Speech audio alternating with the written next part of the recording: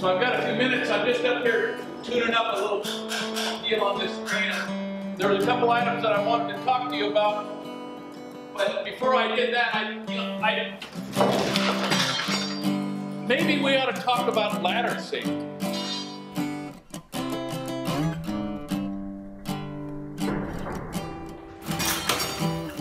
It may surprise you to learn that ladders are more dangerous than skill saws. They're more dangerous than nail guns. They're more dangerous than heavy equipment. Falls account for 38% of the injuries that happen on job sites, and ladders are the overwhelming culprit when it comes to initiating a fall. When you begin to climb a step ladder for the first time, I don't know if you can remember when that was scary. I mean, when we were little, it was a challenge, right? My grandkids think it's it's an amusement park ride. But as you step up, you immediately realize that your balance depends on your ability to brace against a step with your knee. Man, you are well leveraged into a safe position, and balance becomes easy at that point. And you take another step and it's the same gig. But as soon as you step up one more step, that lever arm between your knee and the sole of your foot shortens to just above the top of your boot and the sole of your foot. Your ability to maintain your balance goes down at precisely the same time that the lever arm between the load on the ladder and the ground gets longer. You're at the maximum capacity to tip the ladder over and the minimum ability to balance yourself on that ladder. That is why you should never stand on or above that step. So speaking of grandkids, this is one reason you should always store your ladders flat on the ground and not leaning up against the shed. Because if there's a kid around, they're drawn to a ladder like a moth to a flame, they're going to climb it, and they are immediately at risk. Think of it kind of like a swimming pool. There's a legal term about an attractive nuisance or an attractive hazard. Neighbor kid's drawn to your swimming pool, falls in and drowns. It's your fault for not fencing that kid out of your pool. If a neighbor kid comes to your ladder and climbs up against the side of your house and it slides over and impales him on one of your fence posts, it's your fault because you didn't have that ladder flat on the ground.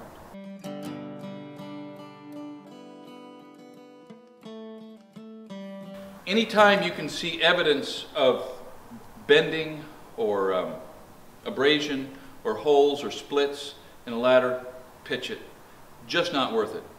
Especially when you get up further in the air. You go from a 4-foot ladder to an 8-foot ladder. I don't think it's just twice as risky.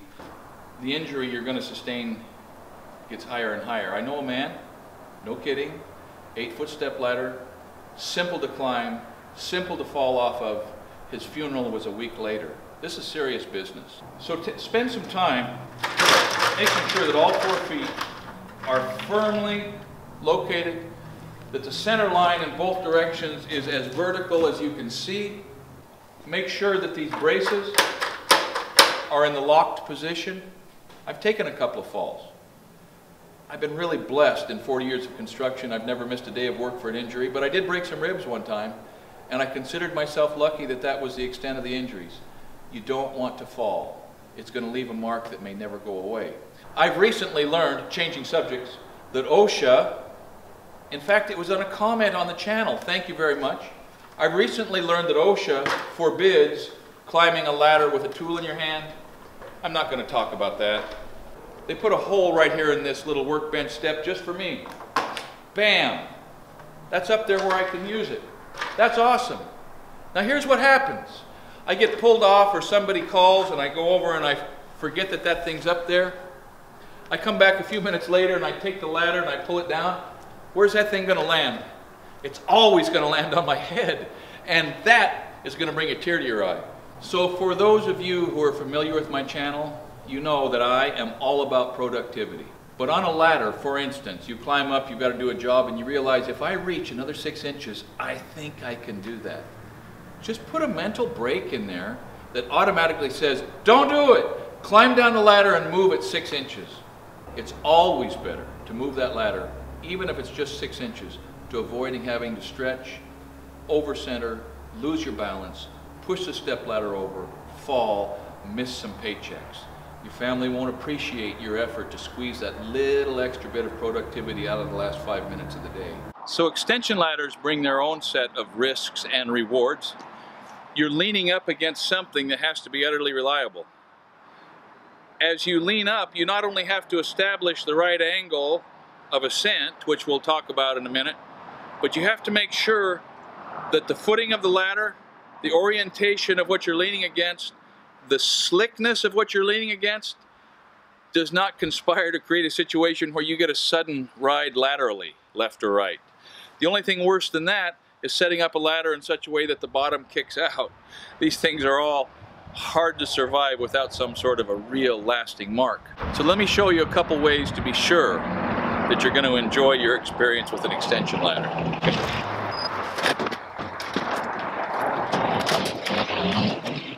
So the first condition that I've got to heal up before I try to climb this thing is that there's a little side slope to this driveway, so the downhill leg does not have bearing at all. I've got to put a shim under that.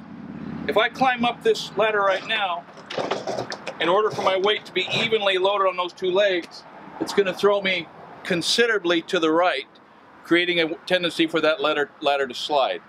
I'm going to go find something that will shim that side of that ladder up safely. The alternative is to dig down the other side into the dirt, but I'm going to choose to shim up on the low side. So I've just made an educated guess that a piece of 3/4 inch plywood, pretty good size, underneath this ladder leg will be sufficient.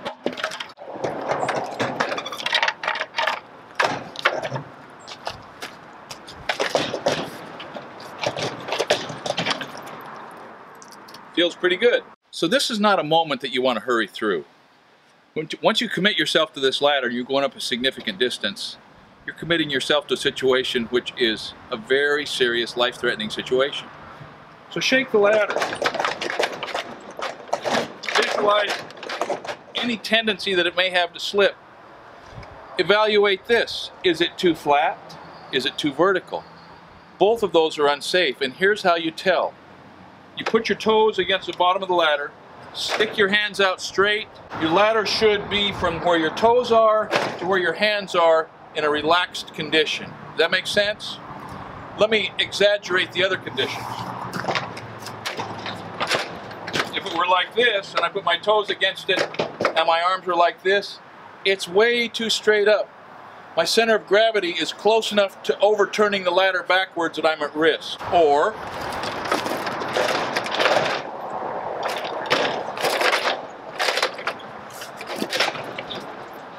there's a spot where the ladder has nice bearing on the ground, but the angle is wrong.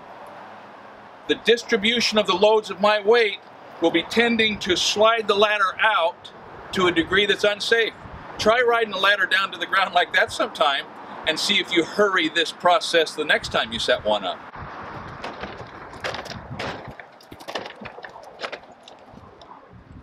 Extension ladders have these dogs or braces.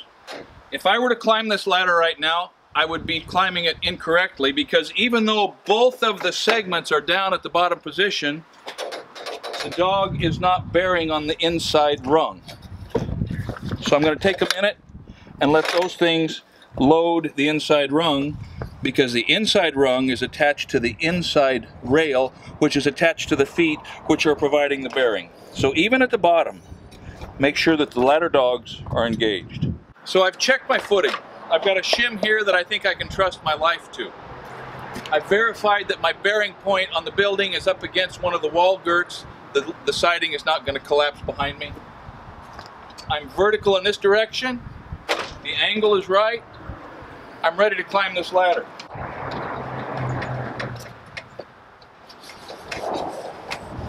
So I'm going to extend this ladder, let it come to rest, then reevaluate its footing, the angle of ascent, how it feels side to side, and if I feel like I'm ready to climb this thing.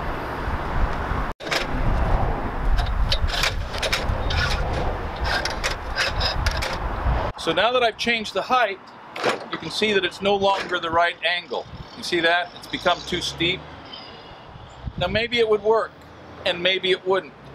But I'm not fooling around with that, so I'm going to establish a new location on the ground.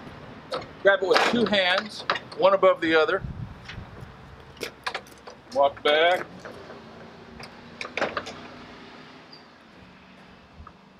Just right.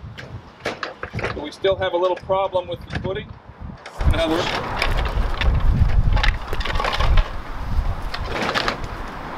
That's pretty good. So you understand that with this level of preparation, if I was working by myself, I'd climb this ladder. That's the way I roll. I have to because often I work by myself. But let me tell you this.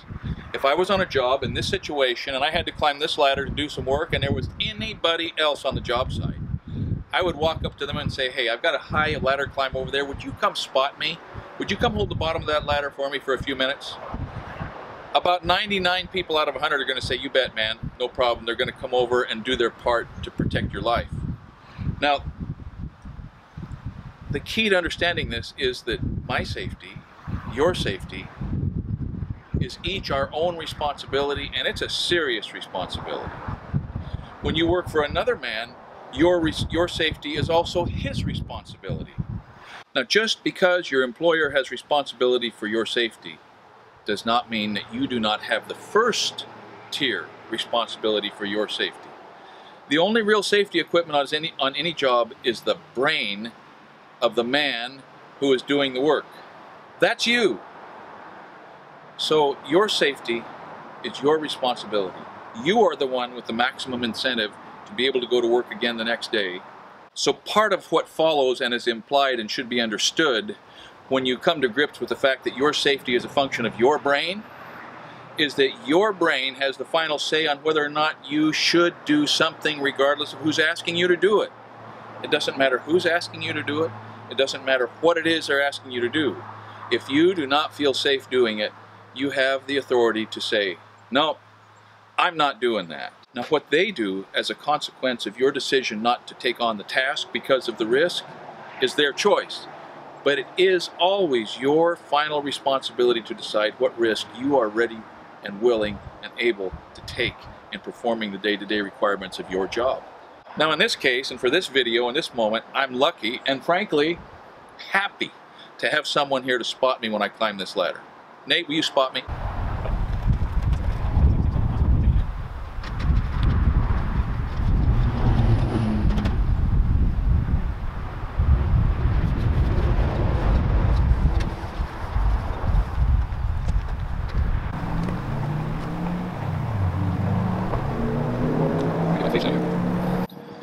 So the rule about the last two steps not being steps that we talked about on step ladders applies to this ladder too.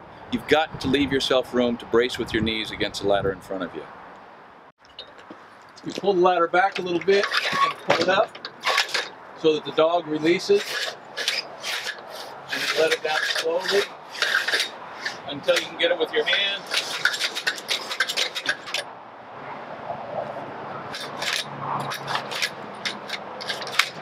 And then let her down.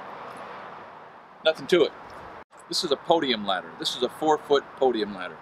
What a wonderful thing they are. They're a little heavy, okay? They're heavy, but this is as safe as a step ladder can be. Unlike the step ladder, where the last 2 steps are neither steps nor seats, you come right to the top of the world on this one. But the rule about leaning still applies. The only way you can lean on a podium ladder is forward. Left to right is a quick trip to the ground. In this case, 4 feet from my feet, 6 feet from my height, it would be a 10-foot fall for my head to the dirt. You know, lots of times a 10-foot fall is all it takes. So get a podium ladder. Use it carefully, enjoy it, but the bottom line is this. Don't hurt yourself with a ladder. They're so easy to climb, and they're so much easier to fall off of. If you want to lock in the ladder safety and use tips that we just gave you in this video, watch this video. I consider it to be the greatest ladder safety video ever made. Thanks for watching.